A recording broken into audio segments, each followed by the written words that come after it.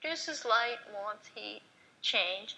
And when we look at the light or the heat that it produces, because we have talked about change, then we want to see that in the light of a smile, the light of mind, lighted thoughts, creativity as light, genius, ingenuity, inventiveness as light. Adventure, to have an adventurous spirit, to be fearless, to be daring, to be unafraid. All of these things are actually light, as opposed to density, darkness, shadow. We would expand kind of how we think about light and offer to ourselves these types of additional examples of light. Of course, fire also produces light within ourselves. We are beings of light. We are here to produce more light and to be in resonance with the light that already is. So since everything already is sparkling light, then we are just kind of catching up with the fact that we are too. And in that resonance then, that's the sameness. That's the sameness, that's the no difference, that's, what starts as namaste, I see you, I see everything else as divine, eventually everything just disappears into just the fabric of light and the fabric of bliss, right?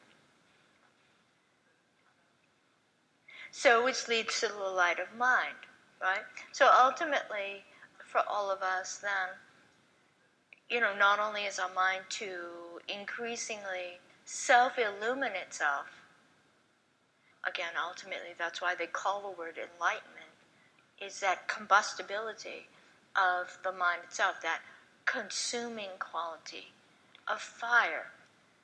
Well, when it consumes all the yucky stuff, or gets rid of it, alchemizes them, changes them, deletes them, then increasingly what we have is just a very inner essence of the fire, the inner essences of light, which is mind, which is thought.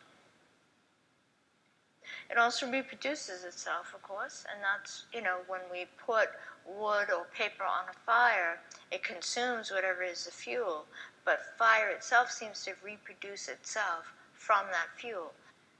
So in the way of phoenix, it reproduces itself. So if we look at that psycho-spiritually, that fire consumes and reproduces itself. Fire, change, life, right? They're synonyms. Fire, change, life. Always needs to be fed. It needs to consume. It will always seek to consume that which is of a less refined nature, because fire is refined, and it produces that result. Fire, change, and life are synonyms. So, those three presentations of the same thing, fire, change, and life with an F, they will constantly need to be fed, because by the nature of fire, it consumes. Fire will consume that which is less refined than itself. And that's always relative, because we're always changing. That means that anything inside us, be that a thought or an emotion or a pattern, a karmic this or that is less refined than what our overall current state of fire is and is capable of, that will want to be consumed, hence be changed, so that the fire of our essential nature can be more purely expressed. So when any of us has something off with our body, we all know that the signals of fire didn't just show up in our body one day. They were in our mind, they were in our emotions, and they were in our relationship of ourself to our life before that. That we noticed or didn't notice, noticed and didn't do anything about it, whatever is the issue. Noticed and fully engaged. Well, that's our journey. That's the path.